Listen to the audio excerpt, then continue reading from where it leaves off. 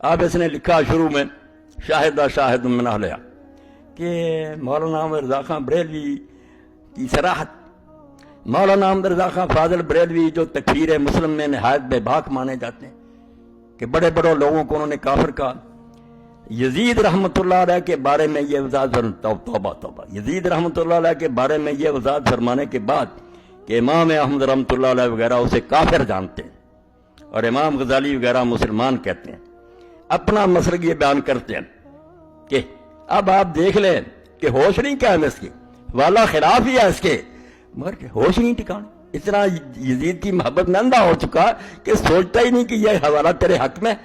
اعلیٰ حضرت نے دیکھا کہ احمد ابن حنبل تو کھلا کہتے ہیں کہ یزید مسلمان نہیں رہا تھا، کافر ہو گیا، تو اس کا کلمہ جاتا رہا۔ جب بیت اللہ شریف کو اس نے شہید کرا دیا، مدینہ کو 3 دن برباد کرایا، اہل بیت کو قتل کیا، کیا رہا وہ مسلمان؟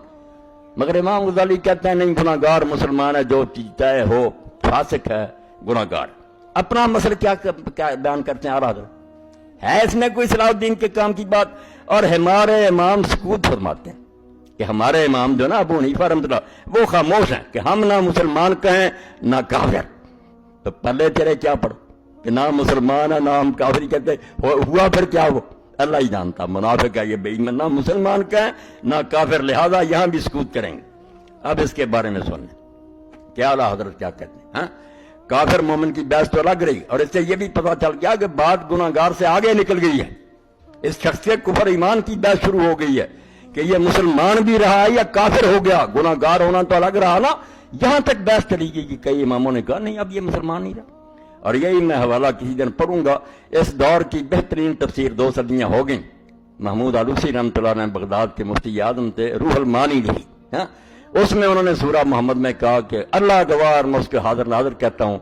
کہ اس شخص کے اندر رائی ایمان کی نہیں ہے یزید میں، اور اگر تھا یہ مومن تو کافر ہو گیا، اب اس کے کفر میں کوئی شبہ نہیں۔ اور وہ کہتا ہے کہ علماء اتنے پر کہ قرآن مجید اٹھا کر کوئی گندگی پھینک دے، کہتے ہیں اب زبان سے 1000 بار کلمہ پڑھے کافر، اس کا یہ عمل ہی بتاتا ہے کہ قرآن کی توہین اس نے کیوں کیا۔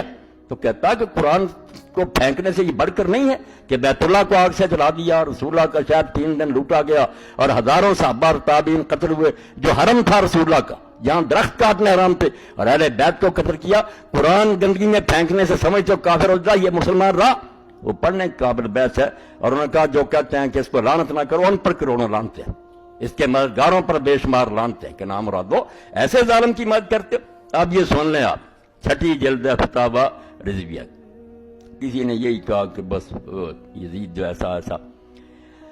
اعلیٰ حضرت کا سن لیں اور داد دیں ان لوگوں کی جو شیخ القرآن بنے ہوئے ہیں، ان کی تفسیریں سعودیہ تقسیم کرتا ہے، کتابیں لکھتے ہیں، رسومات محرم اور ثانیہ کربلا۔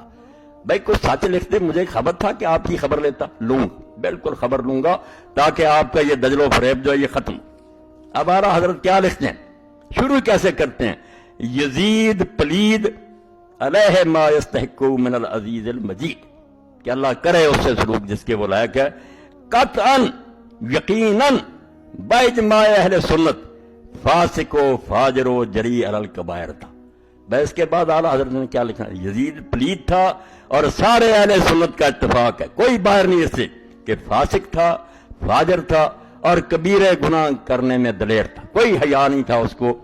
اس قدر پر ائمہ اہل سنت کا اتفاق و اتفاق ہے، اس میں کسی کا اختلاف نہیں، یہ اہل سنت کی طے شدہ بات ہے، جو یہ نہیں مانیں گا وہ سنی نہیں ہوگا، یزید پلید کے گروہ کا وہ کوئی ناصبی ہوگا، ملعون ہوگا جو اہل سنت سے خارج ہوگا۔ اس پر اس قدر پر تمام ائمہ اہل سنت کا اتباع و اتفاق ہے، صرف اس کی تکفیر و لعن میں اختلاف فرمایا۔ جھگڑا صرف یہ ہے کہ اب اس کو کافر کہیں یا صرف گناہ گار کہیں۔ امام احمد ابن حنبل رضی اللہ تعالیٰ عنہ اور ان کے اتباع و موافقین اسے کافر کہتے اور بتخصیص نام لے کر اس پر لعنت کرتے ہیں، اور اس آیہ کریمہ سے اس پر سند لاتے ہیں۔ آگے سارے اس کے ظلم بتائے، اس کے بھی پھر موقع آئے گا کہ یزید نے والی ملک ہو کر زمین میں فساد پھیلایا، حرمین و طیبین خود کعبہ معظمہ و روضہ طیبہ کی سخت بے حرمتیاں کی، مسجد کریم میں گھوڑے باندھے، ان کی لیڈر پیشاب ممبر اطہر پر پڑے، 3 دن مسجد نبی صلی اللہ علیہ وسلم بے اذان و نماز رہی، مکہ و مدینہ و حجاز میں ہزاروں صحابہ و تابعین بے گناہ شہید کیے، کعبہ معظمہ پر پتھر پھینکے، غلاف شریف پھاڑا اور جلایا، مدینہ طیبہ کی پاک دامن پارسائیں 3 شبانہ روز اپنے خبیث لشکر پر حلال کر دی۔ رسول اللہ صلی اللہ تعالی وسلم کے جگر پارے کو 3 دن بے آب و دانہ رکھ کر ماں ہمراہیوں کی تیغ ظلم سے پیاسا ذبح کیا۔ مصطفیٰ صلی اللہ تعالی علیہ وسلم کے گود کے پالوئے تنے نازنین پر بادشاہ گھوڑے دوڑائے گئے کہ تمام استخوان مبارک چور چور ہو گئے۔ سرور انور کے محمد صلی اللہ تعالی وسلم کا بوسہ گاہ تھا، کاٹ کر نیزہ پر چڑھایا اور منزلوں پھرایا۔ ہر میں محترم مخدرات مشکوہ رسالت حضور کے گھر کی پردہ دار بچیاں قید کیے گئے اور بے حرمتی کے ساتھ اس خبیث کے دربار میں لائے گئے۔ اس سے بڑھ کر قطع رحم اور زمین میں فساد کیا ہوگا؟ ملعون ہے وہ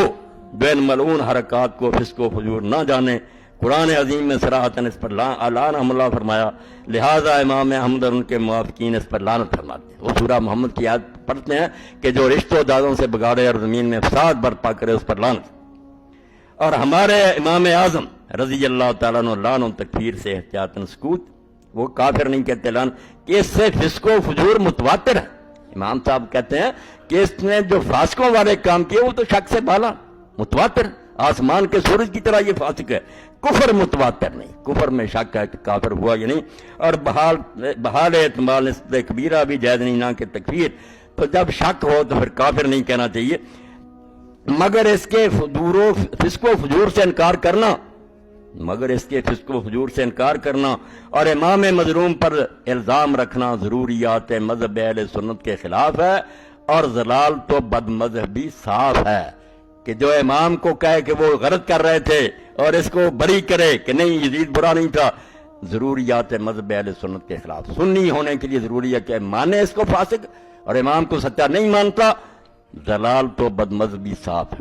کھلی گمراہی اور بے مذہب آدمی ہے، بلکہ انصافاً یہ اس قلب سے متصور نہیں جس میں محبت سید عالم صلی اللہ تعالیٰ علیہ وسلم کا شمع ہو۔ بالکل سچ کا کہتے ہیں جس کے دل میں رسول اللہ کی محبت کا ذرہ بھی ہوگا اس دل سے یہ کبھی ہو ہی نہیں سکتا کہ وہ یزید کو رحمۃ اللہ علیہ اور نیک کہے، اور امام حسین مظلوم کو کہا کہ وہ باغی تھا۔ کہتے ہیں اگر رائی بھی محبت کی ہوگی وہ دل کبھی یہ سوچ نہیں سکتا۔ یہ ہیں اعلیٰ حضرت جس کی 2 سطریں کہ وہ کہتے ہیں ہم نہ کافر کہنا مسلمان، اس سے تیرا کیا کام چلتا؟ یہ تو گناہگار سے بھی آگے بات چلی گئی کہ اس کا ایمان ہی مشکوک ہو گیا، مگر محبت میں اندھا ہوا، بالکل اندھا ہو گیا۔